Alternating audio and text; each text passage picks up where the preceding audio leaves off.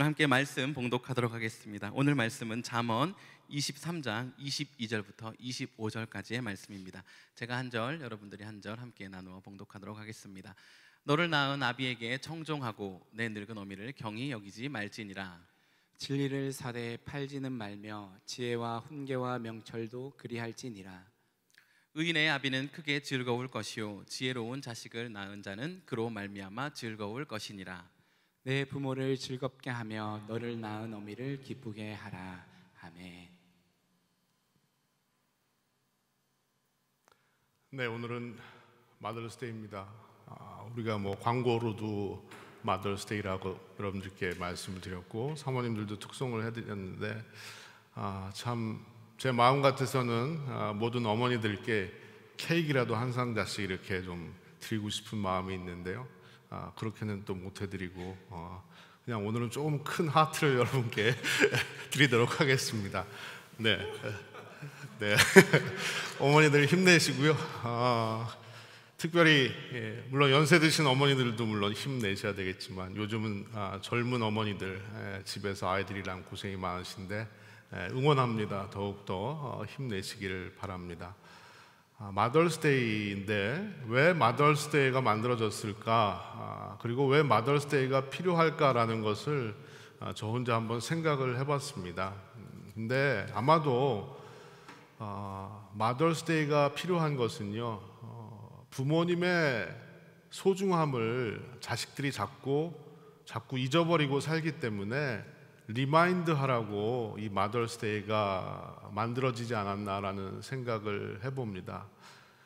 자식들이 부모님이 참 소중하시고 존귀하시고 중요한 존재임에도 불구하고요, 살다 보니까 자주 잊어버리면서 사는 것이 맞는 것 같습니다. 그래서 다시 한번 우리는 오늘 이 마더스데이를 맞아서 어머님 또 부모님의 그 사랑과 은혜를 기억하고 또 생각할 수 있는 그런 좋은 시간이 되는 것 같습니다. 한국은 5월 8일이 어버이날이거든요. 지난 금요일이었어요. 근데 미국 시간으로는 목요일이었기 때문에 목요일 저녁에 제가 한국에 계신 장인어른께 전화를 드려서 통화를 하는데 아버님 올해도 어버이날에 아버님 곁에 있지 못해서 죄송합니다 라고 말씀을 드렸더니 아버님이 하시는 말씀이 그래 너희들은 불효막심한 놈들이다 라고 얘기를 하시는 거예요. 그러면서 부모 곁에 없는 자식들은 다 불효자다 라고 이야기를 하셨습니다. 저희 부부는요, 결혼하고 나서 한 번도 부모님 곁에서 살아본 적이 없습니다. 아이들이 태어나는 순간도 부모님은 보지 못하셨고요, 또 자라나는 순간들도 보지 못하셨습니다. 그리고 부모님들이 아프실 때, 그리고 부모님의 생신 또 명절 때마다 한 번도 부모님을 찾아뵌 적이 없었습니다. 미국에서 산다고 세월은 벌써 20년이 넘게 흘러갔는데 그동안 부모님 곁에 있지를 못했던 것입니다. 아버님의 말씀대로 저는 참 불효막심한 자식입니다. 이 불효막심한 자가 부모님께 효도하자는 설교를 할 수가 없습니다. 또 해서도 안 되지만 제 마음속에 다시 한번 사죄하는 마음으로 오늘 이 말씀을 여러분과 함께 좀 나누려고 합니다. 부모님에 대해서, 효도에 대해서 한자로 이런 설명을 하는 것을 제가 읽었습니다. 어떤 어머니와 아들이, 홀어머니를 모시고 아들이 같이 사는 그런 집이 있었는데요, 예전이니까 5일마다 동네에서 장이 열렸습니다. 그래서 그 아들은 산에서 나무를 잘라다가 땔감을 만들어서 그 땔감을 지게에다 지고 마을 장터로 나가서 그것을 파는 거예요. 팔아서 어머니와 같이 생계를 유지하는 그런 자식이었습니다. 그날도 자식은 짐을 지고 그 땔감을 지고 마을 장터로 나갔고요, 어머니는 자식이 돌아오는 시간에 맞춰서 맛있는 밥을 지어서 자식에게 주려고 기다리고 계셨습니다. 근데 아무리 기다려도 아들이 돌아오질 않는 거예요. 그래서 어머니 마음이 불안해서 초조해서 마을 앞으로 나가서 돌아오는 사람들을 하나둘씩 보게 됩니다. 사람들은 하나둘씩 돌아오는데 해는 벌써 져가고 있지만 아들은 돌아오지 않는 거예요. 그래서 동네 마을에 있는 나무 위로 어머니가 올라가십니다. 나무 위로 올라가셔서 자식이 오는지 애타는 마음으로 바라보신다는 것, 바로 이것이 어버이 친자라는 한자어의 의미라는 거죠. 어버이 친자라는 이 말을 파자를 해보면요, 나무 목자 위에 설립자가 있습니다. 그리고 오른쪽에는 볼견자가 있어요. 그래서 나무 위에 올라서서 집으로 돌아오는 아들을 그리워하면서 바라보는 어머니의 애틋한 마음이 바로 어버이 친자라는 한자 속에 담겨져 있다는 겁니다. 한편 아들은 어땠을까요? 장터에 나가서 그 나무를 다 팔았습니다. 팔아서 돈을 조금 받아서 그 돈으로 어머니 좋아하시는 음식을 사고 또 선물을 사가지고 집으로 돌아오고 있었습니다. 근데 돌아오다 보니까 어머니가 나무 위에서 자신을 바라보고 계시는 거예요. 달려가서 어머니께 왜 몸도 안 좋으신데 여기까지 나오셨냐고, 집에서 그냥 기다리시면 될 텐데 라고 하면서 어머니에게 이렇게 얘기합니다. 어머니, 제 지게에 오르십시오. 어머니가 제 지게에 오르시면 제가 어머니를 업고 집까지 모셔다 드리겠습니다 라고 이야기를 했다는 겁니다. 그래서 어머니를 등에 업고 가는 모습을 바로 효도 효자에 표현을 했다는 것입니다. 효도 효자를 보면요, 늙을 노자 밑에 아들 자자가 있어요. 그래서 아들이 어머니를 업어서 집에까지 모시고 가는 그런 모습을 이 한자어 안에 표현했다라는 것입니다.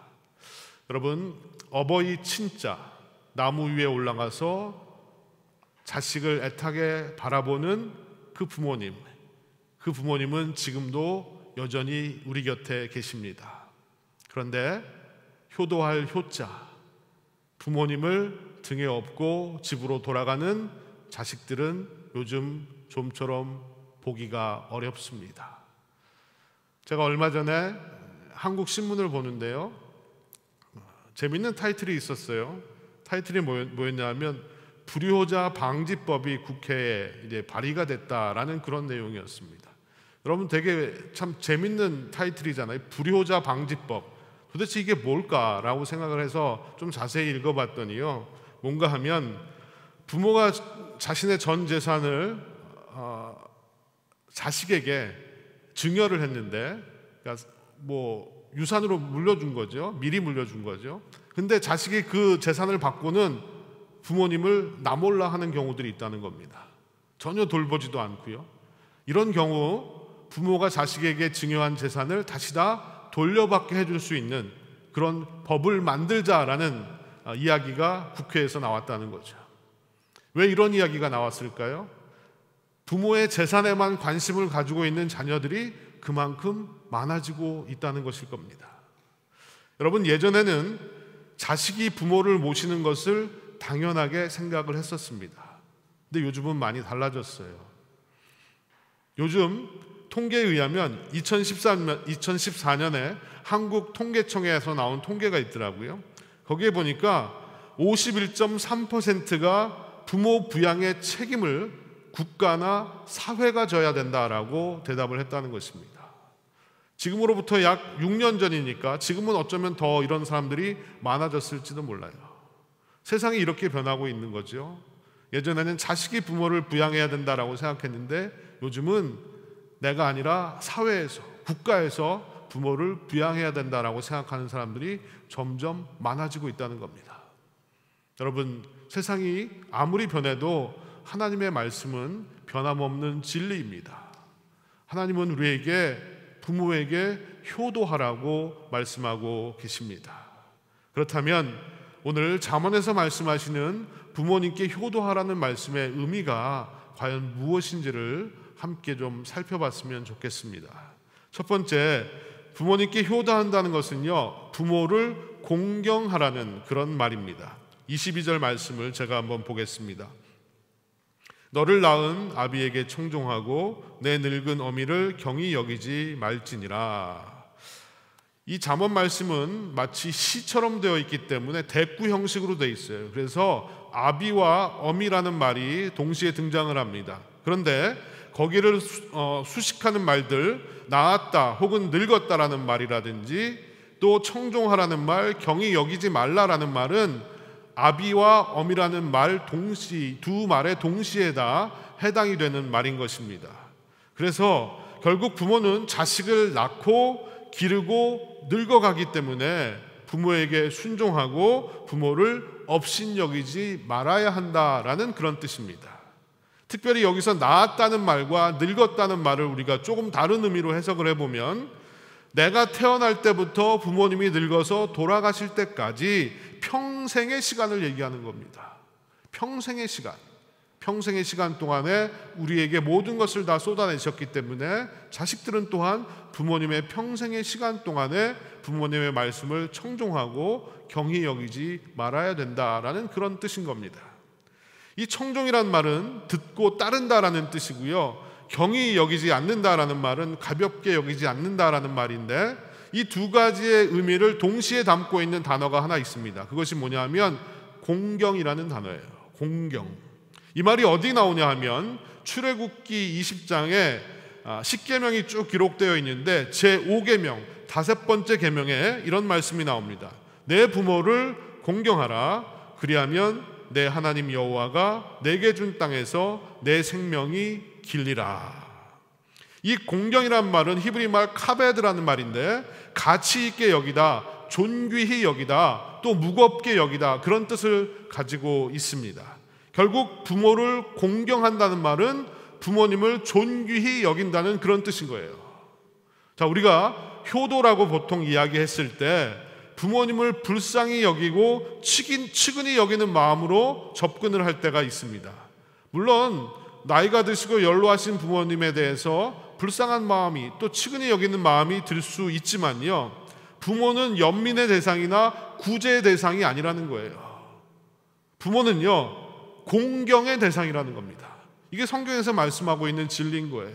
그래서 진정한 효도는 부모를 측은히 여기는 마음이 아니라 존귀히 여기는 마음이 진정한 효도라는 겁니다.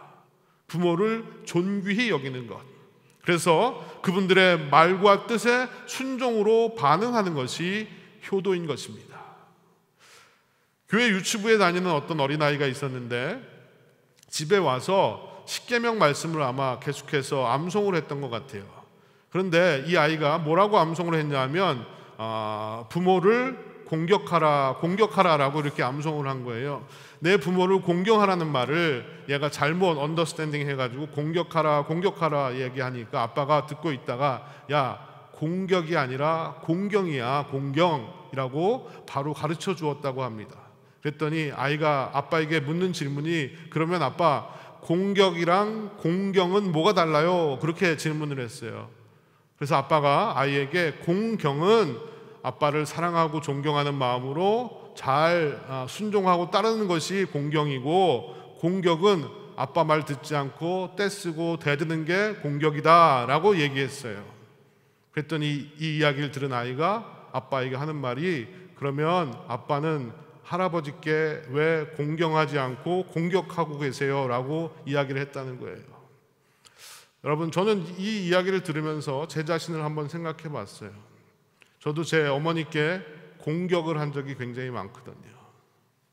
혹시 우리는 부모를 공경하라고 성경에서 말씀했는데 부모에게 공격하면서 살아가고 있지는 않습니까? 그렇다면 왜 부모를 공경해야 할까요?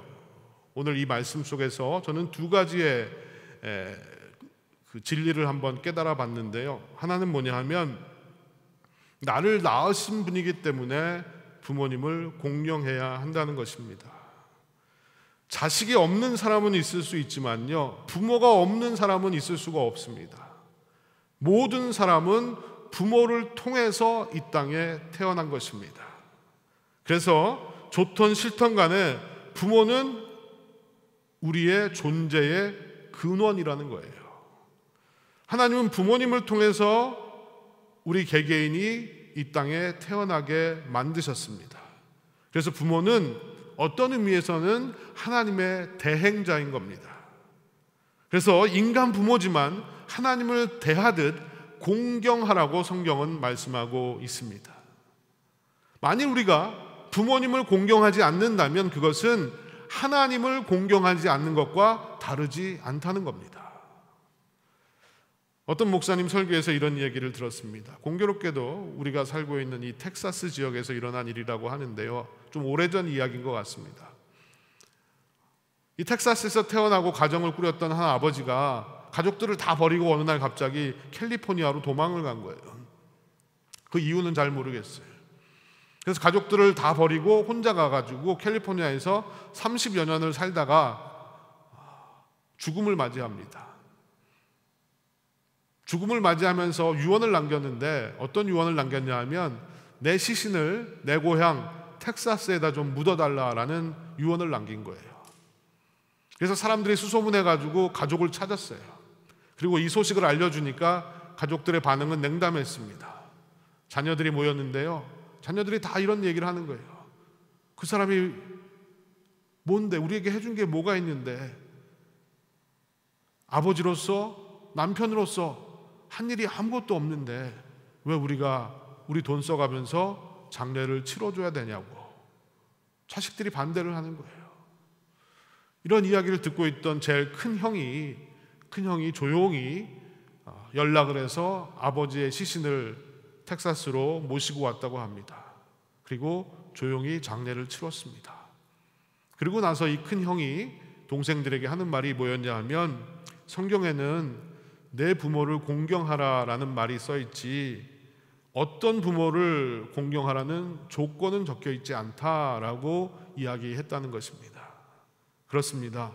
부모를 공경해야 되는 것은요, 그분이 나에게 어떤 부모였는가에 따라서 공경을 해도 되고 하지 않아도 되는 그런 조건이 붙어 있는 것이 아니라는 겁니다.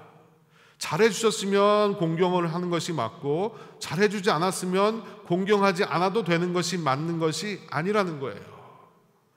여러분, 우리가 부모님을 공경해야 되는 가장 중요한 이유는 그분이 나를 낳아주신 분이기 때문입니다. 그분들로부터 우리가 태어났기 때문이에요. 그분들이 없었으면 우리는 이 땅에 존재할 수 없었기 때문입니다. 또 한 가지 부모를 공경해야 되는 이유를 성경은 이렇게 말하고 있습니다. 나 때문에 늙으셨기 때문입니다. 물론 사람은요, 시간이 지나면 나이가 들고 늙습니다. 하지만요, 부모님이 늙으신 것은 자식을 위해서 자신의 인생을 다 내어놓으셨기 때문이에요. 자신의 젊음도 자신의 모든 것을 자녀들을 위해서 희생하셨기 때문에 우리의 부모님들이 늙으신 겁니다. 작가를 알 수 없는 가끔씩은 늙으신 어머니의 손을 잡으라라는 제목의 시를 제가 보았습니다. 제가 공감하는 부분들이 있어서 여러분과 함께 좀 나누어 보기를 원합니다. 그대 가끔씩은 늙으신 어머니의 손을 잡으라.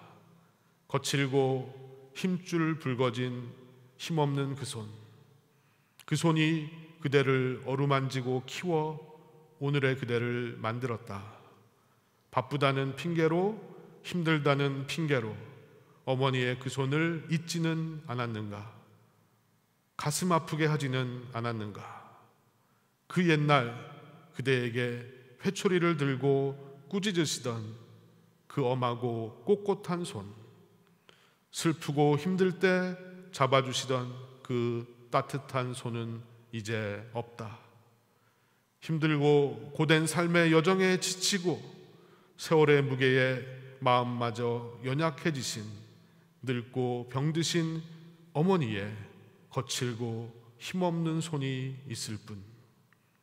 이제 그대 잠시 일상을 접고 삶에 분주한 그 손으로, 아내와 자녀들의 손을 잡았던 그 손으로 어머니의 손을 잡아보지 않으려는가? 그분의 머리를 그대 가슴에 기대게 하지 않으려는가? 어머니를 위해서 먼 훗날 후회하지 않을 그대를 위해서. 부모님들은 자녀들을 위해서 인생의 모든 에너지를 다 쏟아내셨습니다.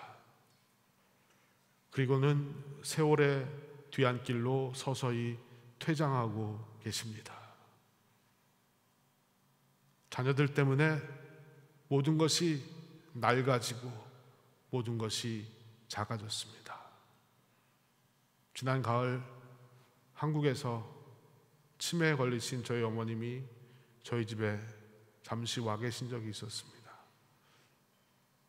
본인 스스로 발톱을 깎아야 된다는 것을 인지하지 못하시기 때문에 발톱이 많이 길어지셨다고 제 아내가 얘기해서 제가 어머니의 발톱을 깎아드리기로 했습니다.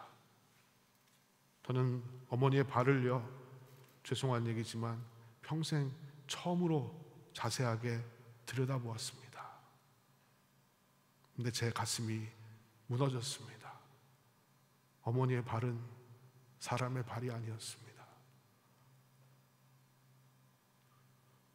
거북이 등처럼 여기저기 갈라지고 상처나고 이그러진 발이었어요. 발톱은 다 피멍이 들어서 다 죽어 있었습니다. 어머니가 평생 자가용 한 번 타신 적이 없이 버스를 타시고 전철을 타시고 그 발로 뛰어다니시면서 저를 키우시고 저를 양육하신 삶의 흔적들이었습니다. 저는 그것을 애써 잊으려고 했고 외면하려고 해왔던 것입니다. 여러분,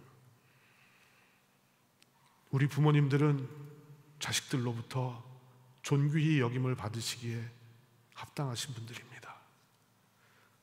세상에서는요, 조그마한 공을 세워도 훈장을 주고 상장을 주고 그 공을 기념합니다. 그런데요, 자식을 기른 공은 아무도 알아주지 않습니다. 아무도 기념해주지 않습니다. 하지만 우리 부모님들, 자식들을 위해서 행하신 그 모든 일들은 그 어떤 업적보다도 귀하고 놀라운 것입니다. 나에게 생명을 주셨고 생명을 지켜주셨고 자신의 생명을 버리면서까지 우리와 함께해 주신 겁니다. 그래서 우리는 모든 부모님들께 경의를 표해야 되는 것입니다. 그리고 그 부모님을 존귀히 여김으로 공경하며 살아야 하는 것입니다. 여러분, 부모님을 공경하는 자녀로 이 땅을 사실 수 있기를 바랍니다. 두 번째로, 부모님께 효도를 한다는 것은요, 부모님을 즐겁게 해드리라는 겁니다. 24절과 25절 말씀을 보시면 의인의 아비는 크게 즐거울 것이요 지혜로운 자식을 낳은 자는 그로 말미암아 즐거울 것이니라. 내 부모를 즐겁게 하며 너를 낳은 어미를 기쁘게 하라. 이 말씀에 보니까 기쁘다, 즐겁다는 말이 계속해서 반복되고 있습니다. 물론 부모는요, 자식의 존재만으로도 기쁘고 즐거운 겁니다. 그런데 때로는 그 자식이 부모의 마음을 아프게 하고 힘들게 하고 괴롭게 할 때가 있습니다. 그런 날들이 아마 더 많을 거예요. 그렇다면 부모를 기쁘고 즐겁게 해드린다는 것이 무엇일까? 잠언 10장 1절 말씀을 보면 이런 말씀이 나옵니다. 지혜로운 아들은 아비를 기쁘게 하거니와 미련한 아들은 어미의 근심이니라. 지혜로운 자식이 부모를 기쁘게 한다는 것입니다. 그렇다면 지혜로운 자식은 누구를 말하는 겁니까?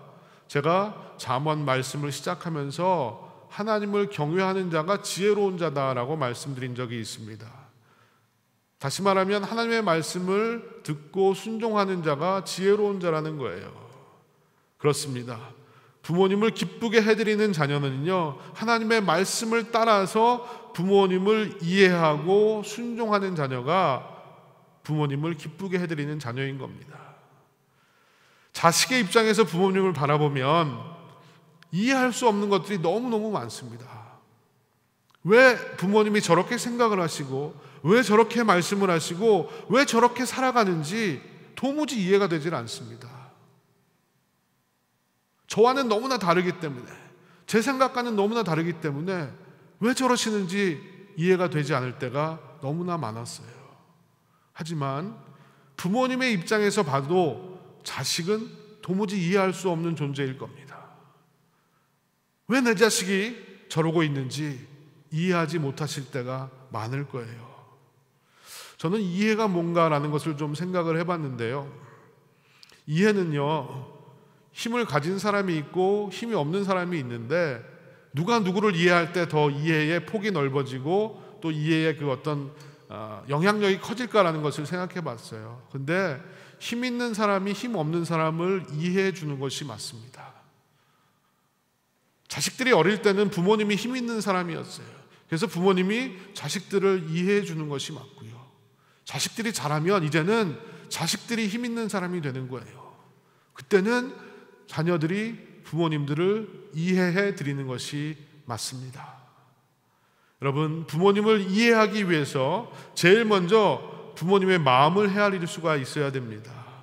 왜 저렇게 고집을 피우실까? 왜 저런 말씀을 계속해서 하실까? 그 말과 행동의 이면에 있는 부모님의 마음이 무엇인지를 우리가 알 수 있어야 된다는 거예요. 그렇지 못하면 우리는 부모님을 기쁘게 해드릴 수가 없습니다.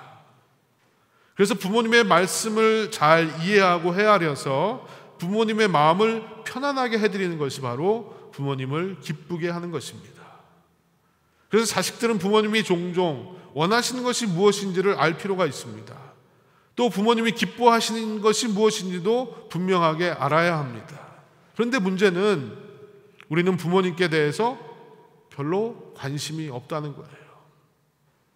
내 인생에 대해서 또 내 자녀들에 대해서 쏟는 관심에 비하면 부모님에 대해서는 별 관심이 없이 살아가고 있더라는 거죠. 한국의 한 금융회사에서 자식과 부모의 마음을 이렇게 비교하는 그런 영상을 만들어 놓은 것을 보았습니다. 아이를 들고 있는 젊은 아빠들을 불러 모았어요. 그래서 설문지를 주고 거기에 답을 하게 합니다.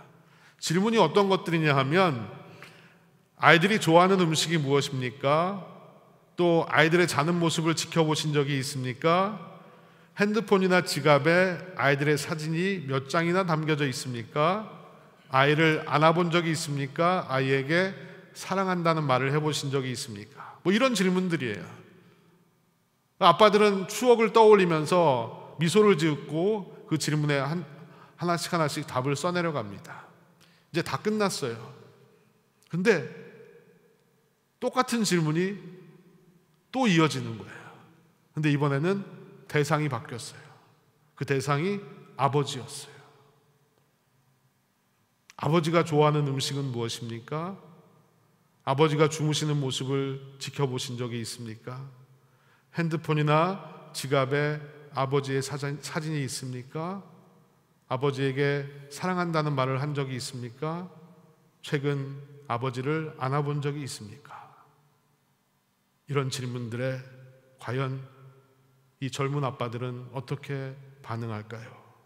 영상을 한번 보도록 하겠습니다.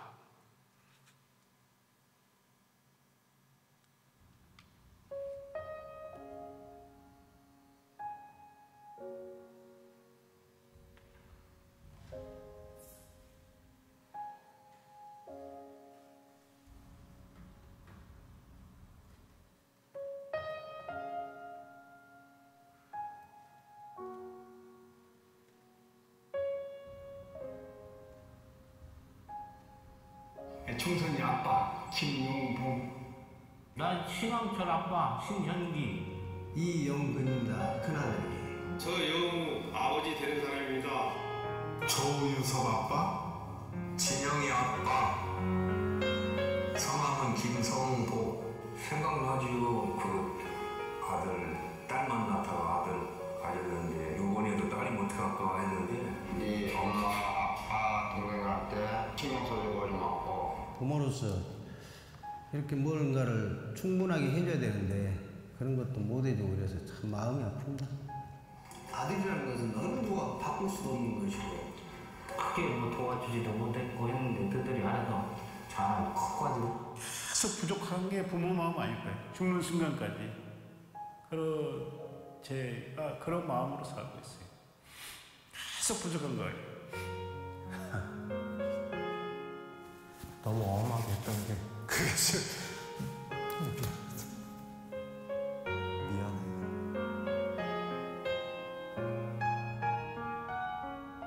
항상 내가 부족하고 항상 미안해요. 미안하다 참 모든 것이 부족하고 못 가르치고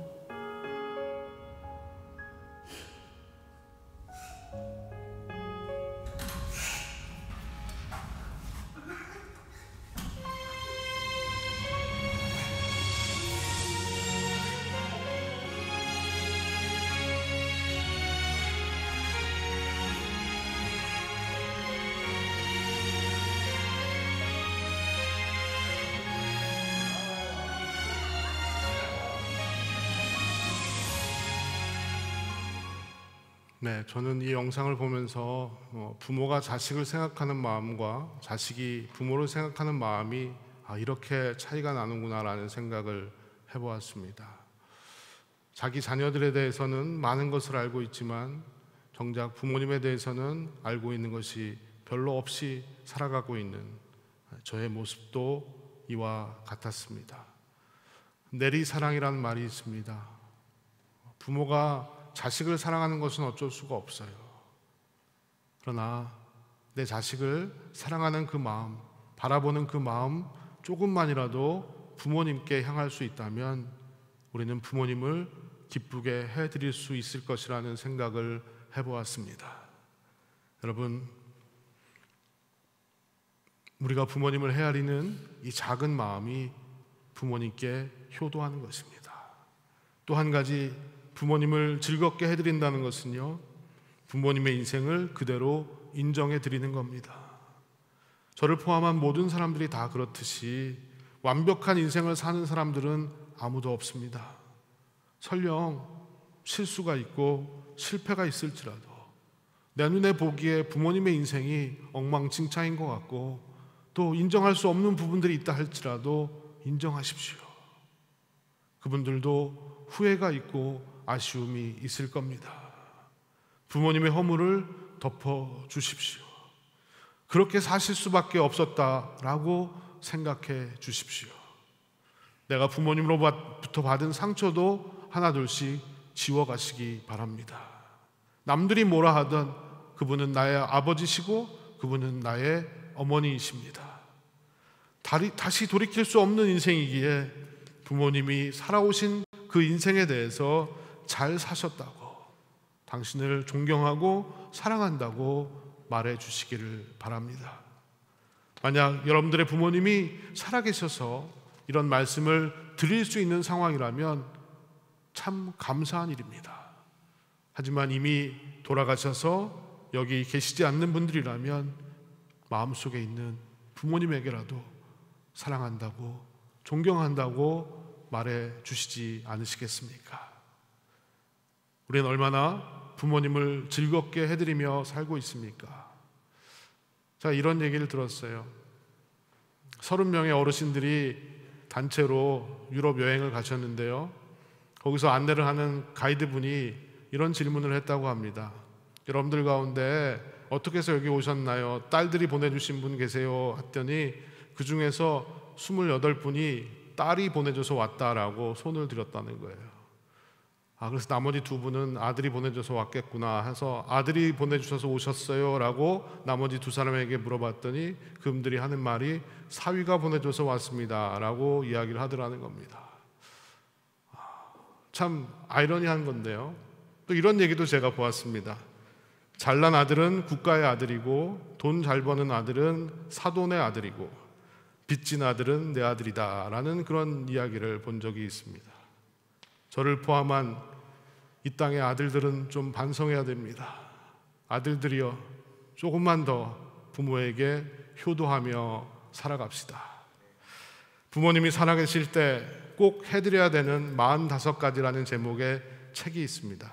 이 책에 보면 한 가지 한 가지 자세하게 부모님께 뭘 해드려야 부모님이 기뻐하시는지를 적어 놓았어요. 제가 몇 가지를 여러분께 소개를 하면 이런 것들입니다.